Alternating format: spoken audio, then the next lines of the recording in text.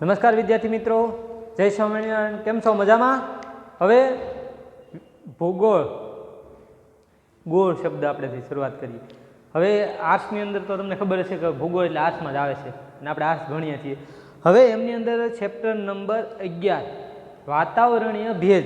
તમને ખબર હોય ભેજવાળું વાતાવરણ, બહાર દૂર જાઓ, ઠંડીવાળો વિસ્તાર છે, જુદા જુદા. હવે એમની અંદર ભેજનું મહત્વ આપણે ગત લેક્ચરની અંદર છેલ્લે સમજ્યા હતા.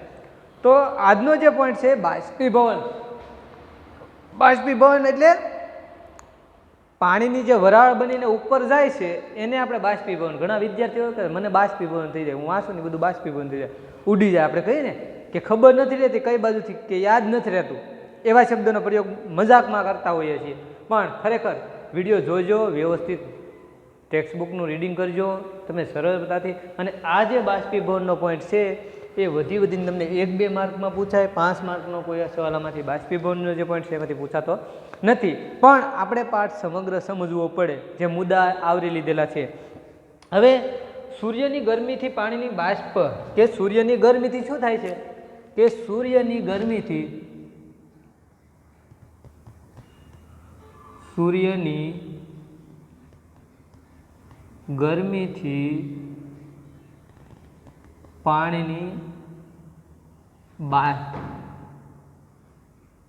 બાષ્પ, કૌંસમાં એને આપણે વરાળ કહીએ છીએ મિત્રો, કે એ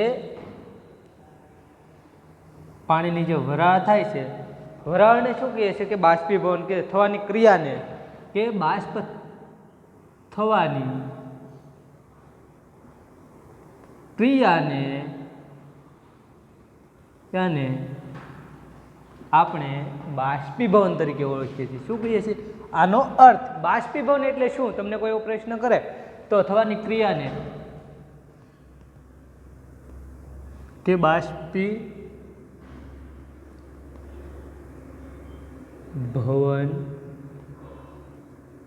કહે. એકદમ સરળ છે, એક વાક્યની અંદર, એક લીટીની અંદર તમને સરળતાથી સમજાય જાય કે સૂર્યની ગરમીથી પાણીની બાષ્પ વરાળ થવાની ક્રિયાને બાષ્પીભવન કહે છે.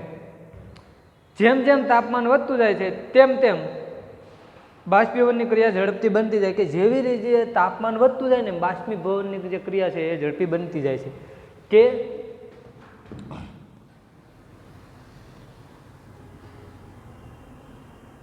જેમ જેમ તાપમાન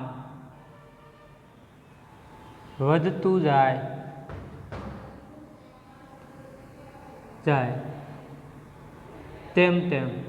તેમ બાષ્પીભવનની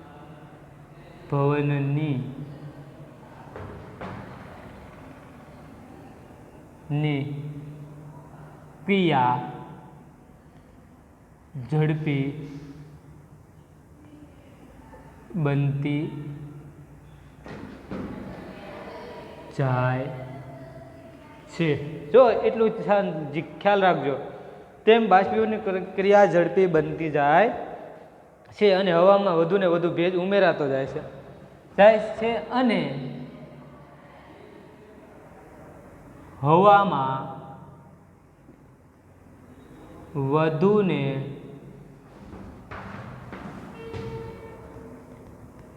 વધુ ભેજ ઉમેરાતો જાય. હવે મારે આના વિશે તમને મિત્રો સમજાવવું છે કે સૂર્યની ગરમીથી પાણીની વરાળ થવાની ક્રિયાને બાષ્પીભવન કહે છે.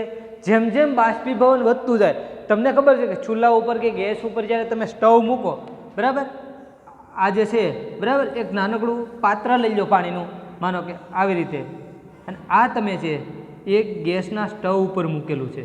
હવે અહીંથી જેમ જેમ તાપમાન વરાળ જે છે એ સતત વધતી જાય, કે ગેસ જેટલો પાણી ઓછું હશે તો ઝડપથી ગરમ થાય, અને જેમ જેમ વરાળ વધતી જાય પાણી ઝડપથી, અને ક્રિયા ઝડપથી બનતી જાય છે, અને હવામાં વધુ ને વધુ ભેજ, કે એ છે ભેજ છે વરાળ થતાં હવા જે છે એની અંદર ભેજ ઉમેરાતો જાય છે મિત્રો.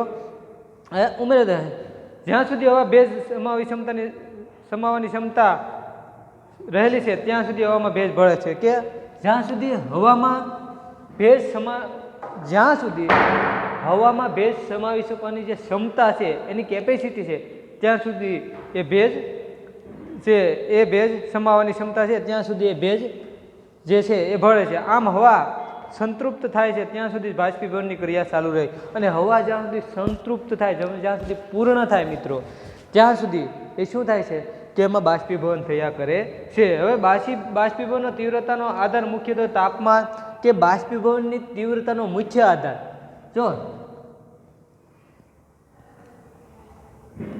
બાષ્પીભવનની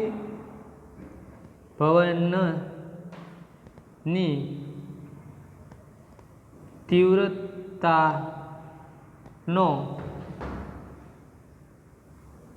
મુખ્ય આધાર, હવે એની મુખ્ય તીવ્રતાનો જે આધાર છે, બરાબર, એ જે છે એ મુખ્યત્વે તાપમાન, મુખ્ય આધાર તાપમાન, હવાની શુષ્કતા અને પવનની ગતિ.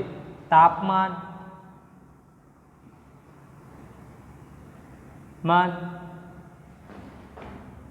હવાની શુષ્કતા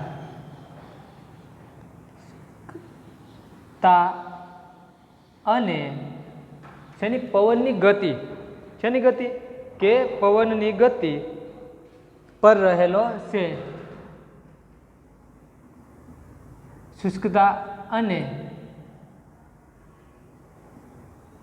પવનની જે ગતિ છે, પવનની ગતિ પર રહેલો છે. આનો મુખ્ય આધાર છે, મુખ્યત્વે જેનો જે આધાર છે એ હવાની શુષ્કતા અને પવનની ગતિ, એમની ઉપર રહેલો છે. હવે અને ગરમ અને સૂકી હવામાં ભેજ ધારણ કરવાની ક્ષમતા વધુ હોય છે. જો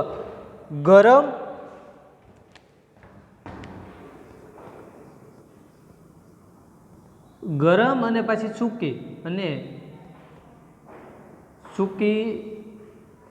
હવામાં ભેજ ધારણ કરવાની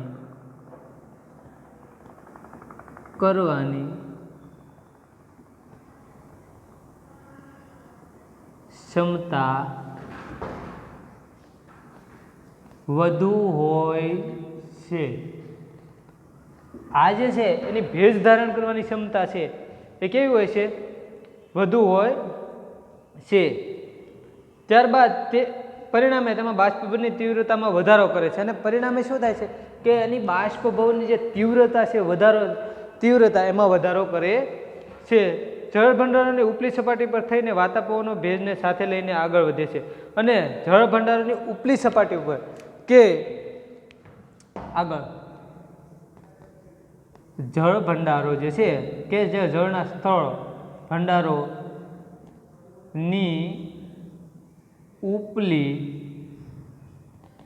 ઉપલી સપાટી પરથી જે છે એની ઉપલી સપાટી પરથી થઈને વાતા જે પવનો છે, વાતા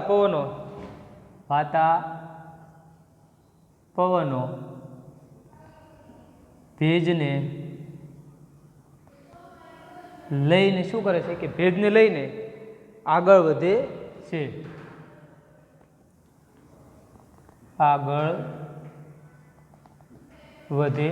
મિત્રો, આ ટેક્સ્ટ બુકને અનુસંધાન જ છે કે ટેક્સ્ટને અનુરૂપ જ છે, પણ શક્ય છે ત્યાં સુધી તમે સાથે સાથે લખતા જાજો, અથવા તો એ વિડીયો જોઈ અને તમને ખ્યાલ આવે. બધા મુદ્દા નથી લખી શકતો, પરંતુ અમુક મુદ્દા મને યોગ્ય લાગે એ પ્રમાણે લખીતો જાઓ છે. હવે આમ પવન બાષ્પીભવનની તીવ્રતામાં વધારો કરે, આવી રીતે પવન જે છે એ બાષ્પીભવનની જે તીવ્રતા છે ને એમાં વધારો કરે છે. શિયાળા કરતાં ઉનાળાની ઋતુમાં બાષ્પીભવન વધારે થાય છે. એક મોસ્ટ ટોપિક તમને ખબર છે, શિયાળા કરતાં ઉનાળાની ઋતુમાં બાષ્પીભવન વધારે થાય. એનું કારણ હું તમે બધા જાણતા હોય કે શિયાળામાં જે છે એ ગરમીનું પ્રમાણ ઓછું હોય, જ્યારે ઉનાળામાં ગરમીનું પ્રમાણ, તો ગરમ જે હવા છે એના કારણે શું કરે છે કે ગરમીના કારણે જે તાપમાન વધે, તાપમાન વધવાથી પાણીની વરાળ બને અને વરાળ બનવાથી ઉપર જાય છે. તો ઉનાળામાં જે છે કે શિયાળા કરતાં ઉનાળામાં જે છે ઉનાળાની ઋતુમાં બાષ્પીભવન વધારે થાય છે. શિયાળા કરતાં ઉનાળાની ઋતુમાં મેં તમને એ સમજાવી દીધું કે બાષ્પીભવનની ક્રિયા ઝડપી થાય, વધારે થાય છે. ઋતુમાં બાષ્પીભવનની ક્રિયા ઝડપી થાય છે. આનું કારણ એ છે કે ઉનાળામાં શિયાળામાં ઠંડુ વાતાવરણ, જ્યારે ઉનાળામાં જે વાતાવરણ છે ગરમ હવા અને ગરમી હોવાના કારણે એ વિષુવવૃત્તીય પ્રદેશોમાં સૌથી વધુ બાષ્પીભવન થાય છે. અને વિષુવવૃત્તીય જે પ્રદેશો છે ને એમાં સૌથી વધુ બાષ્પીભવન થાય છે, જ્યારે ધ્રુવ પ્રદેશોમાં ઓછું. વિષુવવૃત્તિ છે કે વિષુવવૃત્તીય પ્રદેશમાં સૌથી વધુ બાષ્પીભવન થાય અને ધ્રુવ વૃત્તો જે છે ધ્રુવ પ્રદેશો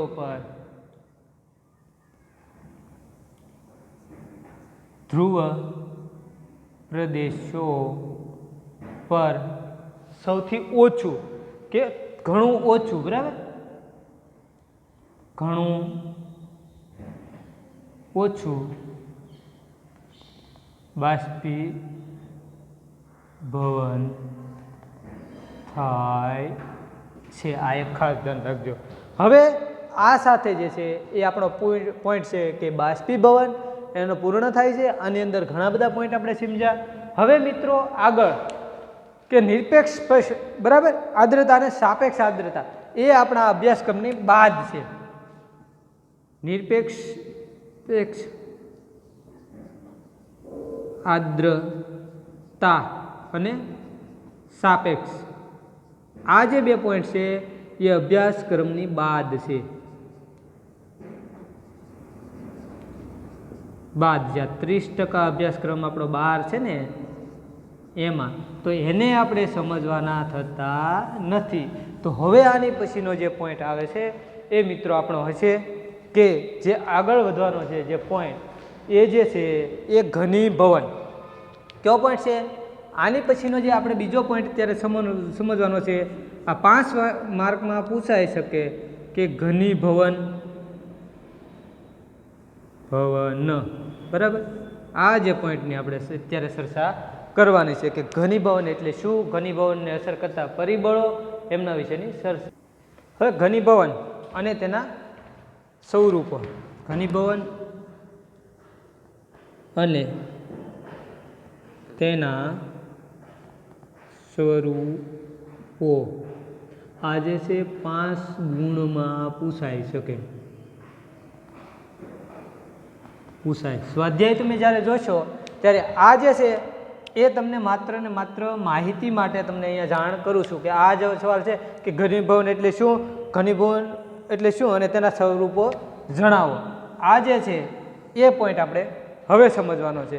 તો એમના વિશેની જે વાત છે કે હવાનું તાપમાન ઝાકળ બિંદુ, જે હવાનું તાપમાન છે મિત્રો એ ઝાકળ બિંદુથી નીચું જાય છે ત્યારે હવામાં રહેલો વધારાનો ભેજ ઠરે છે અને તે પાણીના ટીપા કે બરફની પત્તીઓમાં ફેરવાય છે.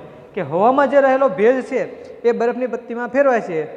આ પ્રમાણે હવામાં રહેલો ભેજ એ વાયુ સ્વરૂપમાંથી પ્રવાહી કે ઘન સ્વરૂપમાં ફેરવાય છે ત્યારે ભેજ ઠરવાની ક્રિયાને ઘનીભવન કહે છે. હવે પહેલાં જો આગળ લખી લો કે હવાનું તાપમાન ઝાકળ બિંદુથી નીચું જાય. હવાનું તાપમાન છે ઝાકળ બિંદુથી પણ નીચું જાય, બિંદુથી જે નીચું જાય છે એટલે એને હવે આ પ્રમાણે લખજો. પ્રમાણે હવામાં રહેલો ભેજ વાયુના સ્વરૂપમાંથી પ્રવાહી કે ઘન કે પ્રવાહી કે વાયુ સ્વરૂપમાં ફેરવાય, ત્યારે પ્રવાહી કે ઘન સ્વરૂપમાં ફેરવાય છે ત્યારે તે ભેજમાં ઠરવાની ક્રિયાને, આ જે ભેજ ઠરે છે ને પ્રવાહી કે ઘન સ્વરૂપમાં, પ્રવાહી કે ઘન સ્વરૂપમાં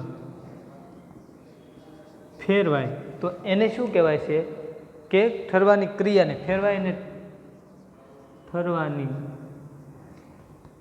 ક્રિયાને ઘનીભવન. હવે ઘન સ્વરૂપમાં, ઘનીભવન એટલે તમને ખબર ઘન સ્વરૂપ, ઘન પ્રવાહીને વાયુ, તો ઘનીભવન જે છે એના અનુસંધાને હવે એમની અંદર જ આપણે વાત કરીએ મિત્રો આગળ. આની જરૂર આપણે ખાલી માહિતી માટે જ છે કે હવે જે છે એ હવામાં રહેલો ભેજ આપણે શોર્ટમાં લખીએ છીએ, હવામાં રહેલો ભેજ, હવામાં જે રહેલો ભેજ છે મિત્રો એ ભેજ એના વાયુ સ્વરૂપમાંથી રહેલો ભેજ એના વાયુ સ્વરૂપમાંથી પ્રવાહી કે, બરાબર, કે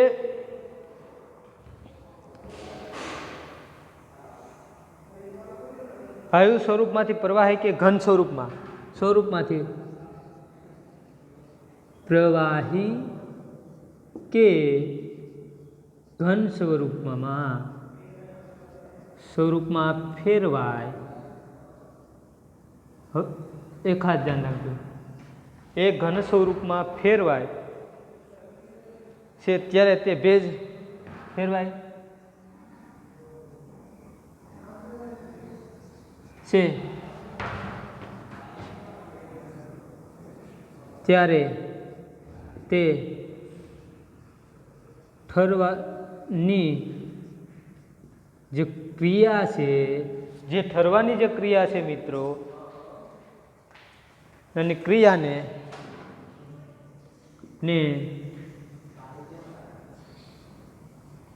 ઘનીભવન કહે છે. હવામાં રહેલો ભેજ અને એના વાયુ સ્વરૂપમાંથી પ્રવાહી કે ઘન સ્વરૂપમાં જ્યારે ફેરવાઈ જાય ને ત્યારે આપણે એને ઘનીભવન કહીએ છીએ. જ્યારે હવામાં બરાબર ઠંડી થાય છે અને તેનું તાપમાન ઝાકળ બિંદુમાંથી નીચું જાય ત્યારે જ ઘનીભવન ક્રિયા થાય છે. જો હવે એક ખાસ ધ્યાન રાખો, જ્યારે હવા બરાબર ઠંડી થાય કે આપણે ખબર છે બરફ ક્યારે જામે, એની હીટ એટલી બધી પકડે કે પાણીમાંથી એક ઘનીભવન સ્વરૂપમાં, એટલે કે હવા બરાબર ઠંડી થાય, એ ખાસ ધ્યાન રાખજો મિત્રો.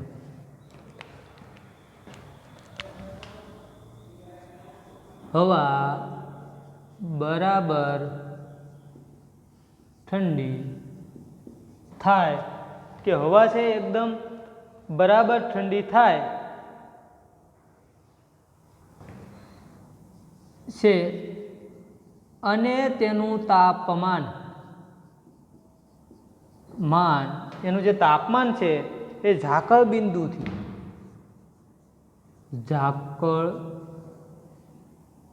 બિંદુથી નીચું જાય, બરાબર, ત્યારે જે ઘનીભવન ક્રિયા થાય છે, નીચું જાય ત્યારે જ જે ઘનીભવન છે, ભવનની જે ક્રિયા છે એ થાય છે. આ ખાસ ધ્યાન રાખજો મિત્રો. હવે હવામાં તાપમાનની બદલાતી પરિસ્થિતિ મુજબ ઘનીભવનના વિવિધ સ્વરૂપો છે કે હવામાં જે તાપમાન છે ને ઘનીભવનના વિવિધ સ્વરૂપો છે. તો કેવા સ્વરૂપો કે જેમની અંદર ઝાકળ, હિમ, ધુમ્મસ, જો કેવા સ્વરૂપો ઘનીભવનના સ્વરૂપો, ઘનીના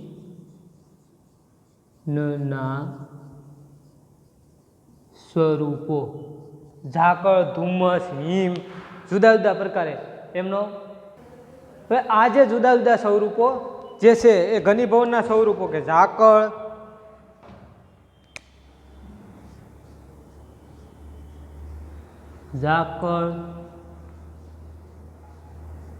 ધુમ્મસ, બરાબર, ઝાકળ, ધુમ્મસ જે છે એ હિમ એટલે કે બરફ, વાદળો અને વૃષ્ટિ એટલે કે વરસાદ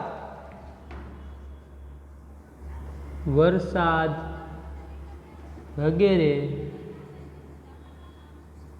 ઘનીભવનના જે ઘનીભવન છે વગેરે ઘનીભવનના મુખ્ય સ્વરૂપો છે.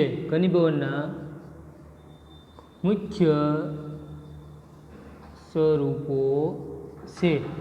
હવે આ જે છે કે જે સમગ્ર જીવસૃષ્ટિ પર પ્રત્યક્ષ કે પરોક્ષ રીતે અસર કરે કે જે આ જે સ્વરૂપો છે જે સમગ્ર જીવસૃષ્ટિ પર પ્રત્યક્ષ કે પરોક્ષ રીતે અસર કરે છે. એ ખાસ ધ્યાન પ્રત્યક્ષ અથવા તો એ પરોક્ષ રીતે જે છે એ અસર કરે છે, બરાબર. હવે તમને ખ્યાલ હશે કે પરોક્ષ રીતે ને પ્રત્યક્ષ ઘણી વખત આપણે જોઈ શકાય, બરફ પડે તે જોઈ શકાય, એ છે ને કે ધુમ્મસ ને હિમ, વાદળો એ જોઈ શકાય, ઝાકળ પડે તો ક્યારેક ટીપાના સ્વરૂપમાં, અને પ્રત્યક્ષ ઘણી વખત જોઈ ન શકાય. ખૂબ ઠંડી હવા હોય તો એને આપણે જોઈ શકતા નથી, હવાને આપણે જોઈ શકતા નથી. તો પ્રત્યક્ષ અને પરોક્ષ રીતે બંને રીતે જોઈ શકાય એવા સ્વરૂપે તે અને ન પણ જોઈ શકાય એવા બંને સ્વરૂપે હોય છે. હવે આપણે જ્યારે આગળનો જે પોઈન્ટ ભણીશું નેક્સ્ટ લેક્ચરની અંદર, આજનો લેક્ચર છે મિત્રો અહીંયા સુધી રાખશું. નેક્સ્ટ ટાઈમ જ્યારે ફરી વખત મળશું ત્યારે જે આ ઘનીભવન અને તેના સ્વરૂપો, તો આપણે જે છે એ તેના સ્વરૂપો આપણે સમજ્યા ને, ક્યાં છે? ઝાકળ, ધુમ્મસ, હિમ, વાદળો અને વરસાદ, આ પાંચે વિશે સમજવાનું છે. અને તમને એવું પૂછાય કે ઘનીભવનનો અર્થ આપી અને તેના પ્રકારો કે તેના સ્વરૂપો સમજાવો, તો અહીંયા એનો અર્થ થયો. હવે જ્યારે નેક્સ્ટ ટાઈમ આપણે સમજશું ત્યારે એના જે સ્વરૂપો છે એ સમજીએ અને આગળ વધશું, જેથી કરીને તમારો 5 માર્કનો જે સવાલ છે 5 ગુણનો એ આરામથી પૂર્ણ થાય. આ જે છે એ 2 માર્કમાં છે, આ 5 એટલે 7 માર્કની અંદર આ જે પોઈન્ટ છે 2 એની ચર્ચા થશે. અસ્તુ. જય સ્વામિનારાયણ વિદ્યાર્થી મિત્રો.